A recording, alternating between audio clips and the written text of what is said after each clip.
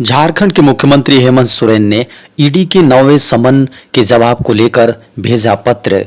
झारखंड के मुख्यमंत्री हेमंत सोरेन को ईडी ने 9वां समन जारी किया था। बता दें कि सीएमओ का एक कर्मचारी मुख्यमंत्री का भेजा पत्र लेकर राजधानी रांची के एयरपोर्ट रोड स्थित ईडी यानी प्रवर्तन निदेशालय के जोनल कार्यालय पहुंचा और ईडी को पत्र सौंपकर वापस लौट गया। बता दें कि 20 जनवरी को ईडी ने मुख्यमंत्री से पूछताछ को अधूरा बताते हुए एक बार फिर पूछताछ के लिए जगह और तिथि तय करने को लेकर मुख्यमंत्री को पत्र लिखा था। मीडिया की खबरों को माने तो सीएम ने ईडी को भेजे पत्र में बस इतना लिखा है कि आपका पत्र मिला है, उचित समय पर सूचना देंगे, अभी व्यस्तता है। राजधानी रांची जमीन घोटाला मामले में ईडी 27 से 31 जनवरी के बीच मुख्यमंत्री से दोबारा पूछताछ करना चाहती है। झारखंड में 26 जनवरी के बाद भी पड़ती रहेगी कड़ाके की ठंड। झारखंड में आने वाले 4 दिनों में झारखंड के कई जिलों का तापमान 7 से 8 डिग्री और झारखंड के उत्तरी भागों में इससे कम न्यूनतम तापमान रहने का पूर्वानुमान जताया गया है। बारिश होने और नमी के कारण से इस बार कुहासा भी अधिक पड़ रही है। झारखंड में पिछले वर्ष 22 से 26 जनवरी तक अधिकतम तापमान 32 डिग्री और न्यूनतम तापमान 16.8 डिग्री तक पहुंच गया था। मौसम विज्ञान केंद्र की माने तो 26 जनवरी से आसमान साफ रहने की संभावना है। अगले 4 दिनों तक मौसम साफ रहेगा। बता दें कि झारखंड में रात में कनकनी बढ़ सकती है। 26 जनवरी के बाद भी सर्दी के साथ कनकनी बनी रहेगी। झारखंड सरकार का बड़ा फैसला, 140 सरकारी विद्यालयों को किया जाएगा अपग्रेड। झारखंड में सरकारी स्कूलों में छात्रों को उत्कृष्ट एजुकेशन मिले, इसका लगातार प्रयास जारी है। बता दें कि झारखंड के मुख्यमंत्री हेमंत सोरेन ने झारखंड के 140 मिडिल स्कूलों को माध्यमिक हाई स्कूल में बदलने का बड़ा फैसला लिया है। मीडिया की खबरों को माने तो बुधवार को हेमंत सोरेन कैबिनेट की मीटिंग हुई। झारखंड के 140 विद्यालयों को अपग्रेड करने संबंधी प्रस्ताव पर मंजूरी दी जा चुकी है। बता दें कि इस प्रस्ताव के तहत झारखंड के सरकारी 140 माध्यमिक विद्यालयों को उच्च माध्यमिक विद्यालय के रूप में अपग्रेड किया जाएगा। बता दें कि इसके अलावा बुधवार को हुई कैबिनेट की मीटिंग में सीआईडी के मामलों की सुनवाई के लिए अलग से कोर्ट के गठन का स्वीकृति दी गई है। गणतंत्र दिवस की पूर्व संध्या पर राष्ट्रपति ने कहा, अमृत काल के प्रारंभिक दौर से गुजर रहा भारत, देश अपना 75वां गणतंत्र दिवस मना रहा है। गणतंत्र दिवस की पूर्व संध्या पर राष्ट्रपति द्रौपदी मुर्मू राष्ट्र को संबोधित किया। उन्होंने कहा कि 75वें गणतंत्र दिवस की पूर्व संध्या पर मैं आप सभी को हार्दिक शुभकामनाएं देती हूं। राष्ट्रपति ने कहा कि गणतंत्र का 75वां वर्ष कई अर्थों में देश की यात्रा में एक ऐतिहासिक पड़ाव है। राष्ट्रपति ने कर्पूरी ठाकुर को श्रद्धांजलि दी। उन्होंने कहा कि अपने योगदान से सार्वजनिक जीवन को समृद्ध बनाने के लिए मैं कर्पूरी जी को अपनी श्रद्धांजलि अर्पित करती हूँ।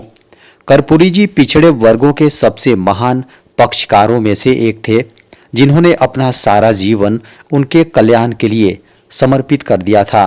उनका जीवन एक संदेश था।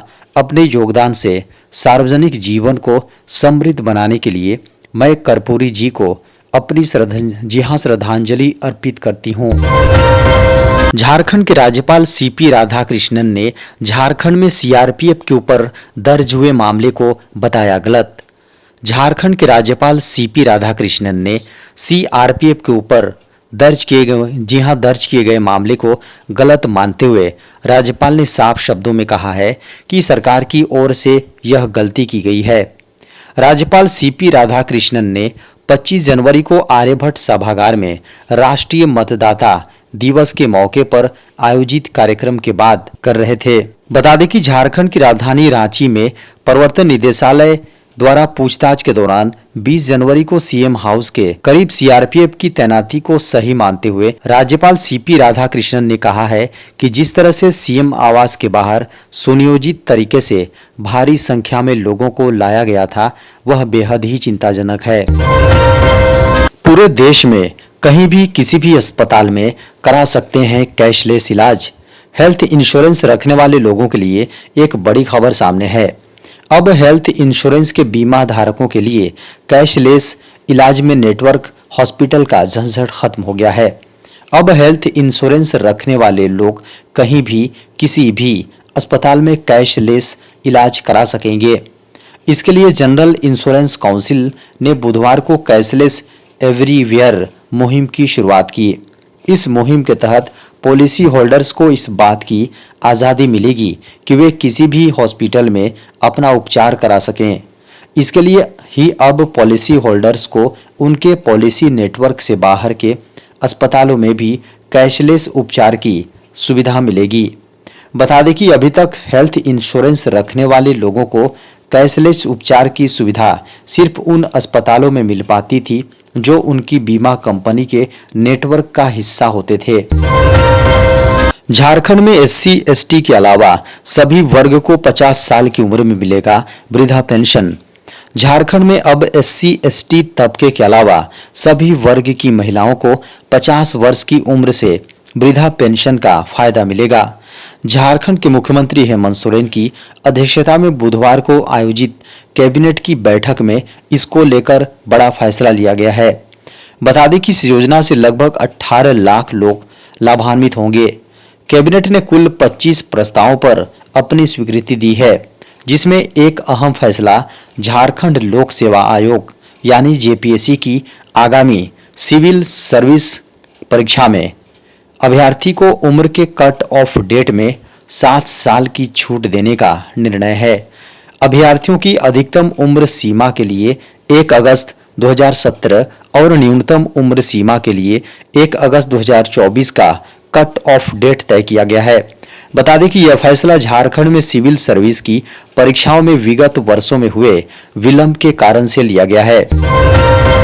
नीट एग्जाम 2000 के लिए जल्द शुरू होंगे आवेदन की प्रक्रिया। जेईई मेन 2024 की एग्जाम तो शुरू हो गई है, लेकिन मेडिकल एस्पिरेंट्स एस्पिरेंट्स को अभी भी नीट यूजी यानी national eligibility cum entrance test परीक्षा के नोटिफिकेशन और रजिस्ट्रेशन के शुरू होने का इंतजार है। खबरों की माने तो राष्ट्रीय परीक्षण एजेंसी यानी एनटीए जल्द ही नीट के लिए रजिस्ट्रेशन फॉर्म आधिकारिक वेबसाइट पर जारी करेगी। एनटीए पहले ही नीट यूजी 2024 परीक्षा की तिथि जारी कर चुका है। इसके अनुसार इस साल मेडिकल की प्रवेश परीक्षा 5 मई को आयोजित होगी। नीट 2024 एप्लीकेशन विंडो खुलने के बाद उम्मीदवारों के पास फॉर्म भरने और जमा करने के लिए लगभग 1 महीने का समय होगा। फॉर्म जमा होने के तुरंत बाद एक करेक्शन विंडो खुलेगी। इस विंडो के तहत उम्मीदवार अपने दस्तावेजों और अन्य जानकारी में सुधार कर सकेंगे। नीट 2024 परीक्षा में 200 से अधिक प्रश्न और कुल 720 अंक हैं। इन 200 अंकों में से उम्मीदवारों को केवल 180 ही अटेम्प्ट लेने होंगे। सभी प्रश्न एमसीक्यू प्रारूप में होंगे। फिजिक्स और केमिस्ट्री से 45 प्रश्न, जबकि बायोलॉजी, जूलॉजी और बॉटनी से 90 प्रश्न पूछे जाएंगे। सोशल मीडिया पर फर्जी लोन ऐप पर शिकंजा कसने की तैयारी में सरकार ने फेसबुक और इंस्टाग्राम जैसे सोशल मीडिया प्लेटफॉर्म को सुरक्षित बनाने के लिए सख्ती की तैयारी कर ली है। ऐसे कई मामले देखे गए हैं जिनमें शातिर अपराधियों ने सोशल मीडिया प्लेटफॉर्म के सहारे लोगों को फर्जी लोन ऐप के जाल में फंसाया। जल्द ही इसे ठीक करने की दिशा में कदम उठाए जाने वाले हैं। मीडिया की खबरों को माने तो सरकार फर्जी लोन ऐप को लेकर सोशल मीडिया प्लेटफॉर्म पर सख्ती करने वाली है। शातिर अपराधी फेसबुक और इंस्टाग्राम जैसे सोशल मीडिया प्लेटफॉर्म का इस्तेमाल शिकार फंसाने में करते हैं। इसके लिए सोशल मीडिया प्लेटफॉर्म पर ऐड चलाकर फर्जी लोन ऐप को प्रमोट कर दिया जाता है। सरकार अब सोशल मीडिया कंपनियों पर दबाव डालनी है जी हां डालने वाली है, ताकि वे इस तरह के ऐड को चलाने की मंजूरी देने से पहले उचित तरीके से परख लें। मीडिया की खबरों को माने तो इलेक्ट्रॉनिक्स एवं सूचना प्रौद्योगिकी राज्य मंत्री राजीव चंद्रशेखर के हवाले से कहा गया है कि इसके लिए सूचना प्रौद्योगिकी के मौजूदा नियमों को संशोधित किया जाएगा। उन्होंने कहा कि सरकार भारत में सोशल मीडिया के जरिए फर्जी लोन ऐप के प्रसार पर रोक लगाने के लिए कदम उठाने जा रही है। इस दिशा में मौजूदा नियमों में संशोधन किया जाएगा, ताकि इन प्लेटफॉर्म पर फर्जी लोन ऐप के विज्ञापनों पर रोक लगाई जा सके। भारत में कोविड-19 के 198 नए मामले आए सामने। स्वास्थ्य मंत्रालय द्वारा जारी आंकड़ों के अनुसार पिछले 24 घंटे की अवधि में पंजाब में एक मौत की सूचना मिली है। भारत में कोविड-19 से संक्रमण के 198 नए मामले सामने आए हैं, जबकि उपचाराधीन मरीजों की संख्या घटकर 1764 हो गई है। केंद्रीय स्वास्थ्य मंत्रालय ने गुरुवार को इसकी जानकारी दी। पिछले 5 दिसंबर तक दैनिक मामलों की पिछले साल 5 दिसंबर तक दैनिक मामलों की संख्या दोहरे अंकों में थी, लेकिन ठंड और कोविड-19 के नए स्वरूप के आने के बाद इन मामलों में फिर वृद्धि शुरू हो गई है। खबरों में बताया गया है कि 5 दिसंबर 2023 के बाद एक दिन में कोविड संक्रमण के सर्वाधिक 841 नए मामले 31 दिसंबर को दर्ज किए गए, जो मई 2021 में दर्ज सर्वाधिक मामलों का 0.2% था।